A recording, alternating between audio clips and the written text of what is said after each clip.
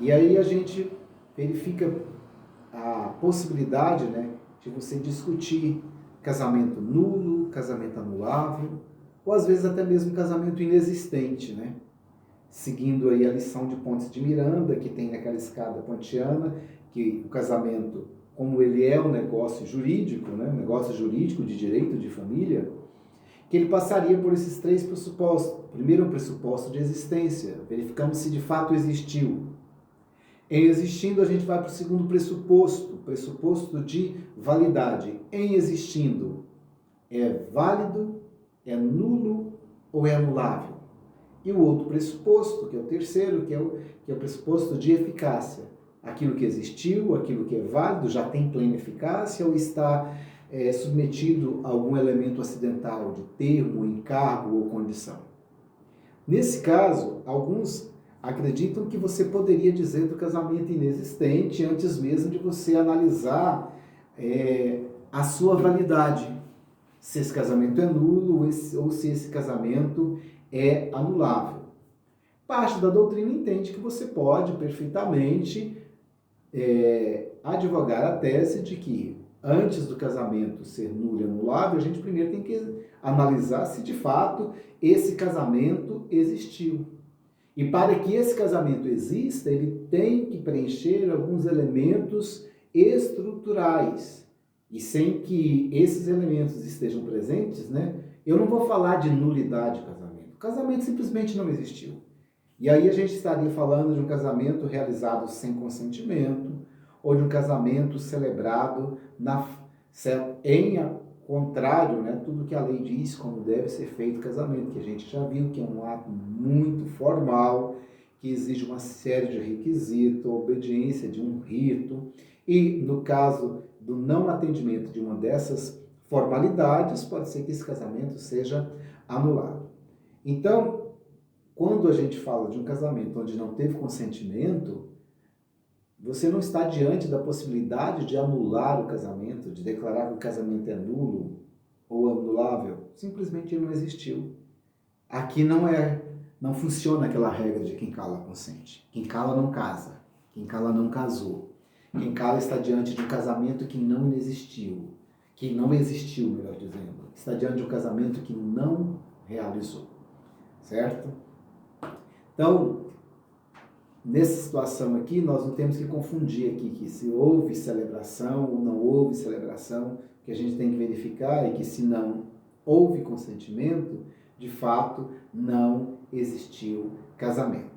Agora, em que pese o casamento tivesse sido realizado, e aí a gente estaria diante daquela outra situação do casamento que é declarado inexistente, quando o casamento ele é realizado por pessoa que não tem competência, né, para realizar o casamento, que é o caso de ferir a regra lá que diz que todo casamento ele tem que obedecer as normas, né, que o código dita para efeito da sua realização.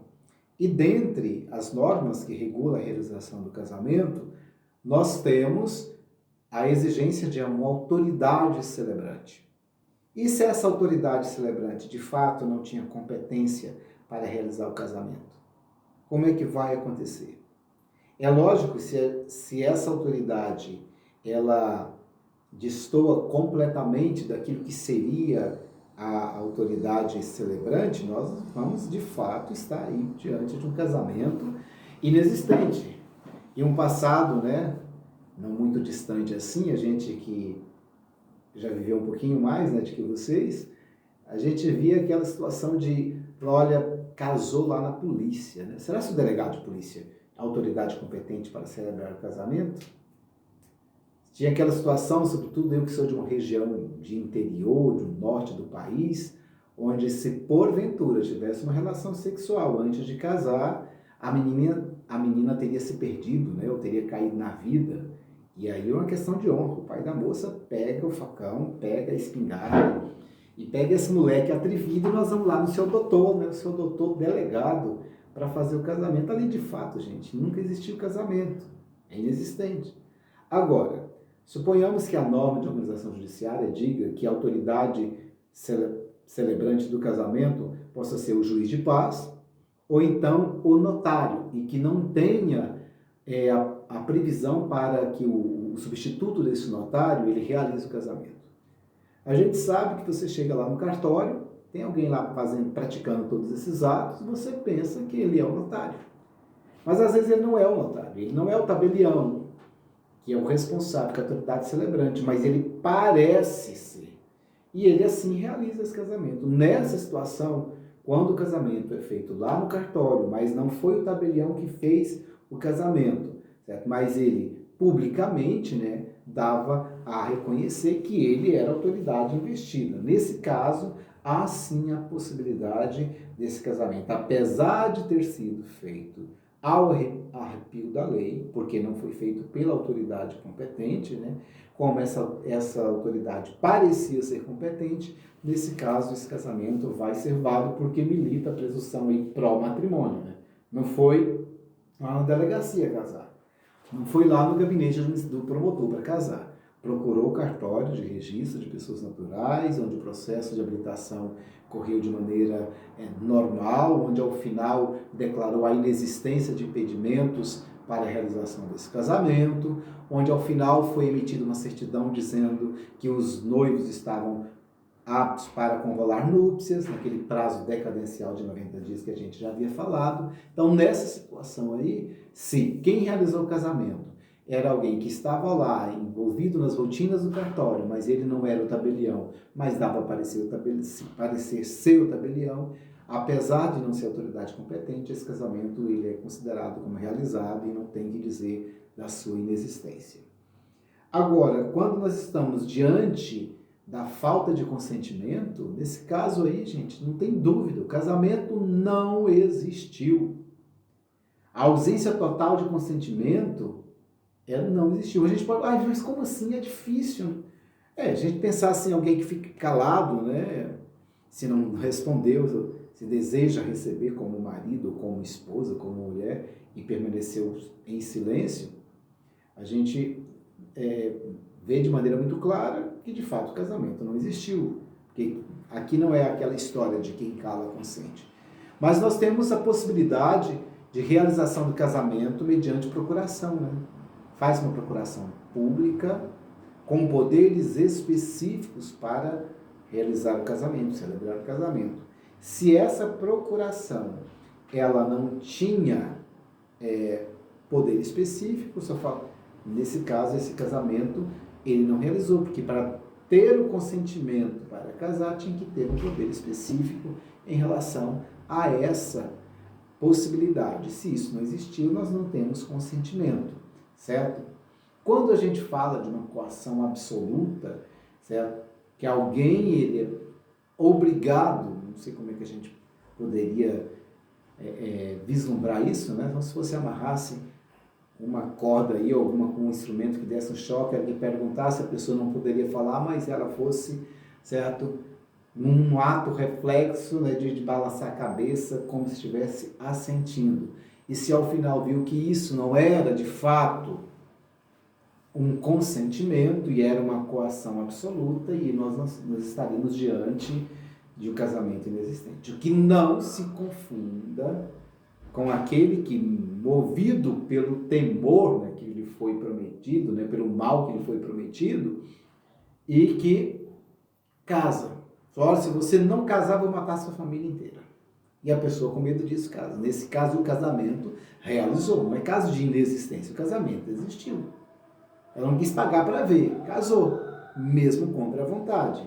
E aí nós estaríamos diante de uma outra situação, que seria a possibilidade de buscar a nulidade desse casamento. Mas a total ausência, certo, de consentimento espontâneo, isso aí é o caso de inexistência. Ok?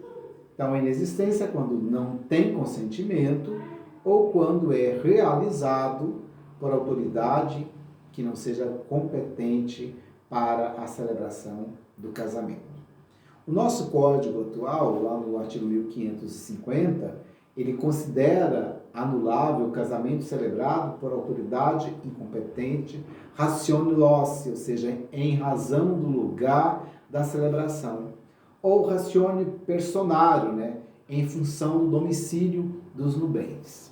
A incompetência ratione matéria é que vai ensejar a inexistência do casamento, né? Salvo aquela hipótese de 1544, né, quando eu falei para vocês agora há pouco, né, daquela pessoa que parecia ser o notário tabelião, mas não era, nesse caso não. Fora essa situação, né, a incompetência ratione matéria, ela enseja, não é a nulidade ou a anulabilidade do casamento. O que nós temos aí é a total, certo, inexistência de casamento, ok? Casamento inválido, né? A gente já falou a respeito da teoria das nulidades, né? O nosso código, ele só trata do casamento nulo e do casamento anulável. Ele não preocupa com essa discussão que a doutrina traz a respeito de casamento inexistente. Então, o que nós temos aqui é a possibilidade de ver um casamento declarado nulo, né? Ele é nulo, então ele é anulável. Então, o saudoso professor Silvio Rodrigues, né? Ele diz que quando o casamento ele se realiza como uma infração de impedimento, que é lá do 1521, e esse impedimento ele afronta a ordem pública, e por isso ameaçar diretamente a estrutura da sociedade, né?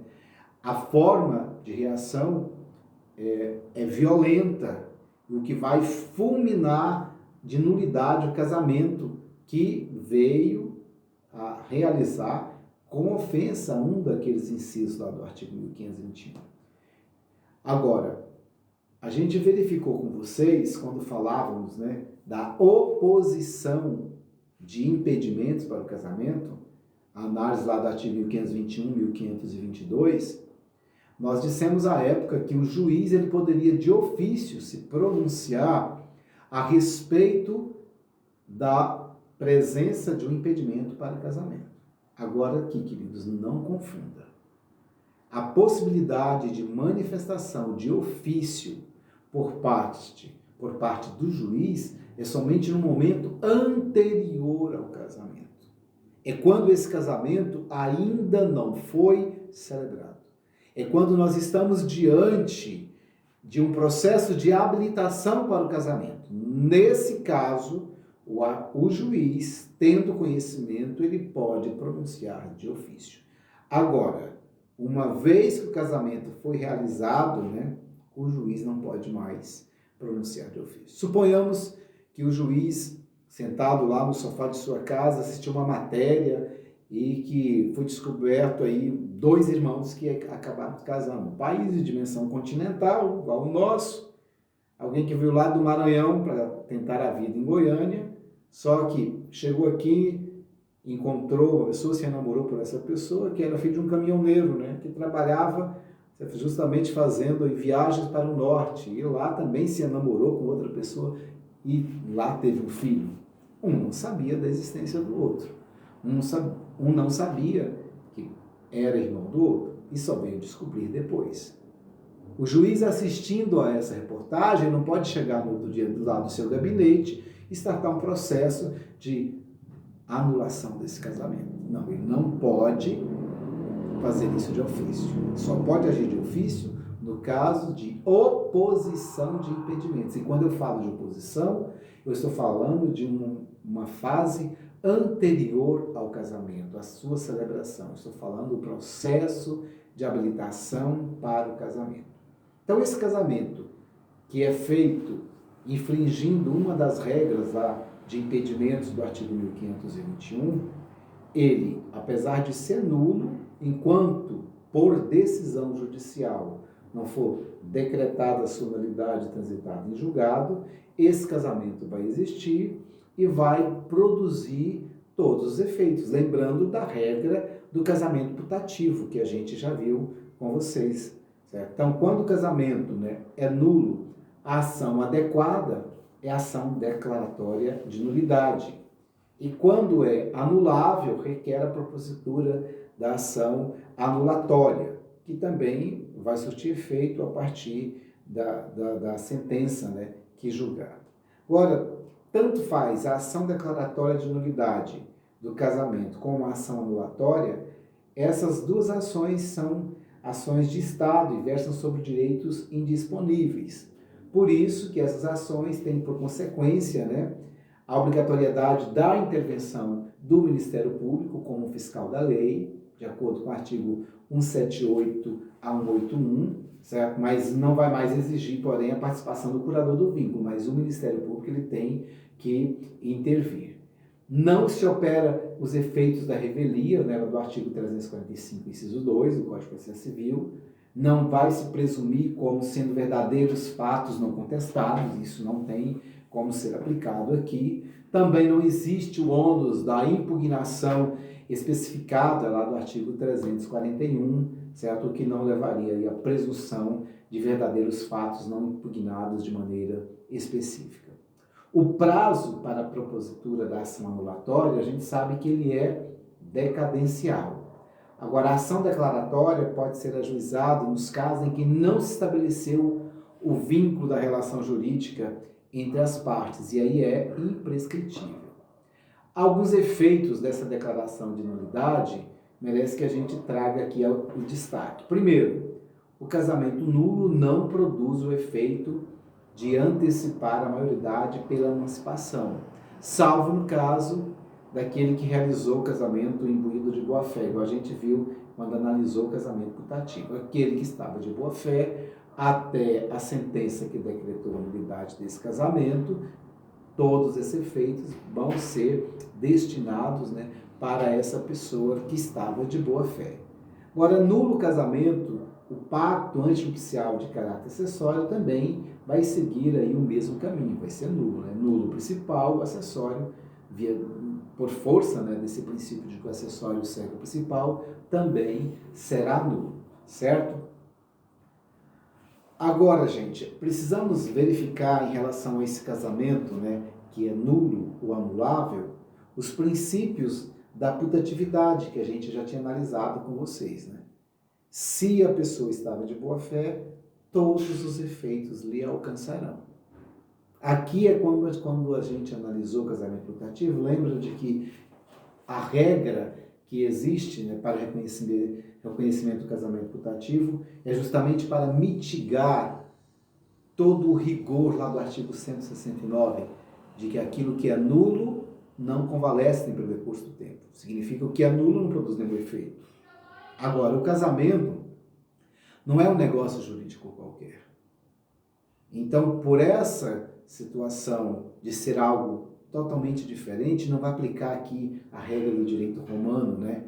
Daquilo que é nulo não convalesce. Pega ali um pouco, por força de inspiração da doutrina cristã, pega o direito canônico e aplica aqui a teoria da putatividade, né? Trazendo efeito para aquele em que pese estar vivendo um casamento que é nulo e esse casamento foi desfeito, ter validade os seus efeitos até a data da sentença que anulou esse casamento. Hoje em dia, está muito fácil para a gente estudar a respeito do casamento nulo e casamento anulável. Antes do Estatuto da Pessoa Portadora de Deficiência, a gente tinha um problema muito sério, porque a regra lá do que diz acerca do casamento nulo está no artigo 1548, incisos 1 e 2. Então, o inciso 1 dizia a respeito da infringência de regras de impedimento, do 1521, e o outro que dizia em relação à questão da pessoa portadora de deficiência mental. Isso gerava um problema, porque você tinha situação de deficiência mental, o casamento era nulo, e situação que o casamento era anulável. Hoje não temos mais essa preocupação, porque a partir da entrada em vigência do Estatuto da Pessoa Portadora de Deficiência, só restou para a gente, no artigo 1548, a regra que diz que é nulo o casamento se os nubentes infringirem, certo? Qualquer deles, né? Uma das regras de impedimento. Então, nesse caso aqui está mais fácil, né? Casou, essa pessoa casou, ele infringiu uma das regras do 1521, casamento é nulo, certo? Então, essa pessoa vai ter esse casamento declarado nulo, por quê? Porque infringiu uma regra de impedimento. Os casos de anulabilidade está lá para 1550, certo? E aí, nesse caso, teremos que analisar todos os incisos, a possibilidade de você buscar a anulação do casamento. Quem é legitimado para propor a ação de nulidade do casamento? Lembra de quando nós falamos, à época, a respeito da oposição de impedimentos? E a gente falou que o rol de legitimados ele era bastante elastecido. Quem é legitimado para propor oposição de impedimento? Qualquer pessoa capaz. De acordo com a dicção muito clara do artigo 1522, fala qualquer pessoa capaz. Agora, quando eu vejo essa possibilidade lata, eu estou falando de uma preocupação para que não se realize casamento com infringência a uma norma imperativa de ordem pública. Por isso que eu tenho um maior número de legitimados. Agora, em que pese ter tido a possibilidade de buscar, dentro do processo de oposição, ali na fase pré-casamento, ou seja, na fase de habilitação, se logrou êxito, né? Mesmo tendo impedimento e mesmo assim conseguiu casar, esse rol diminui. Agora nós não temos aí esse rol tão elastecido. Então, 1522, quando fala qualquer pessoa capaz, está dizendo numa situação do casamento que não realizou. Uma vez que realiza, a regra não é lá do 1522, é do 1549. E aí pode ser promovida mediante uma ação direta por qualquer interessado ou pelo Ministério Público. Então agora não é mais qualquer pessoa capaz. Vez por outra a gente vê em provas, né? Pergunta lá, quem pode propor fazer oposição ao casamento realizado com infringência a regras do artigo 1521? E aí responde direitinho lá, cai igual um patinho, não pega, né? Qualquer pessoa capaz. Olha o verbo, casamento realizado. Casamento aconteceu. Para eu utilizar a regra do 1522, eu preciso estar diante de um casamento que ainda não realizou. Então, estaria falando de oposição de impedimentos para o casamento. Então, se eu falar que alguém quer fazer oposição, ou seja, quer anular o casamento, se falei que o casamento realizou, o casamento realizado, ele já aconteceu. E aí a regra do 1549, uma ação para buscar a declaração de nulidade por qualquer interessado e pelo Ministério Público, né? Qualquer pessoa maior pode opor os impedimentos, certo? Para o casamento. Mas uma vez que esse casamento ocorreu e precisa manejar uma ação declaratória de nulidade, somente quem tenha um legítimo interesse, seja um interesse econômico ou moral, e o Ministério Público, né? Cujo interesse ele é de cunho pessoal. Pode ter interesse moral aí, os próprios cônjuges, o irmão que se de uma hora para outra descobriu casado com outro irmão. Lembra lá dos maias? Lá, quando fala a respeito do irmão que casou com o irmão, estão lembrados disso? Aquela minissérie feita pela Rede Globo, e era o Valmor Chagas, né? Que era o avô do Carlos Eduardo, que era o Fábio Assunção, e que namorava aquela atriz belíssima, né? Que era Ana Paula Arósio. Os dois eram casados, os dois eram filhos da Spaladori, né? E eles não sabiam que era a atriz que era a mãe deles, que era atriz de um circo, uma baby, né? Andando aí pela Europa fora, e descobriu que eles eram irmãos. Então, dentro daquela situação, um dos próprios cônjuges, quando se descobre, pode pedir a anulação do interesse moral, os ascendentes, os descendentes, os irmãos, os cunhados. No caso, o outro cônjuge, né, daquele que casou e que é bígamo, né, tem interesse moral. Agora tem interesse econômico, os herdeiros sucessivos, os credores dos cônjuges, os adquirentes de seus bens e a própria companheira. Fala assim, mas por que algum herdeiro teria interesse em buscar a nulidade do casamento?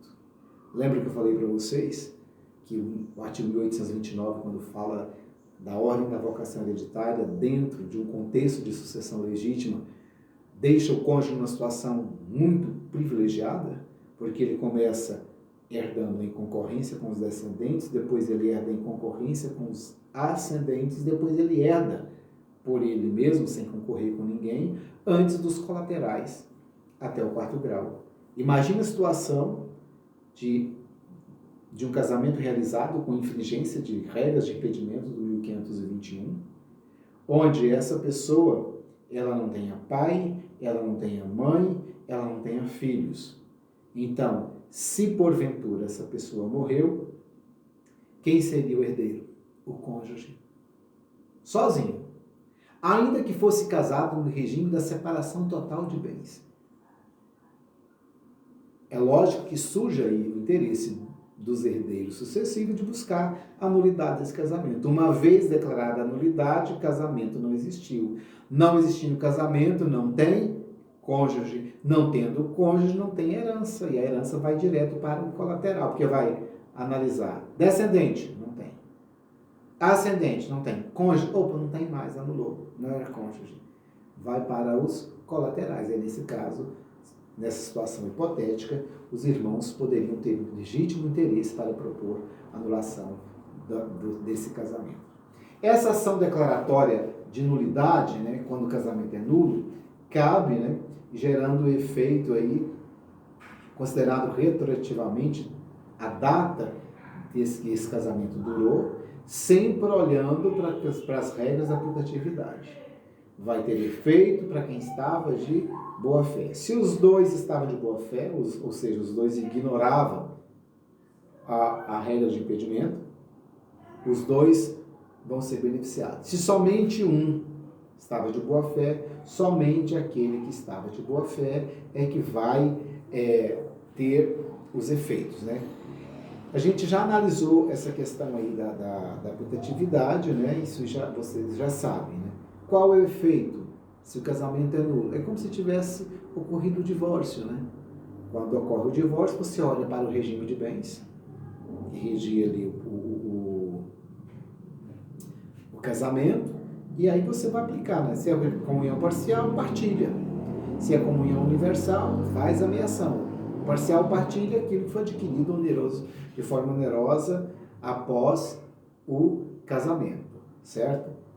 Então vai ser dessa mesma forma, ok? Com a realização do processo de anulação, pode-se buscar a declaração aí da nulidade e talvez surja a necessidade de um procedimento cautelar, de separação de corpos. Pode surgir também a possibilidade de buscar uma pensão nesse período que ainda esteja buscando anular o casamento. Nós vamos ficando por aqui e a gente dá continuidade no próximo vídeo para falarmos a respeito do casamento anulável, quando então a gente vai fazer a análise dos artigos 1550 a 1558 do Código Civil. Ok, meus queridos? A gente fica por aqui e até a próxima.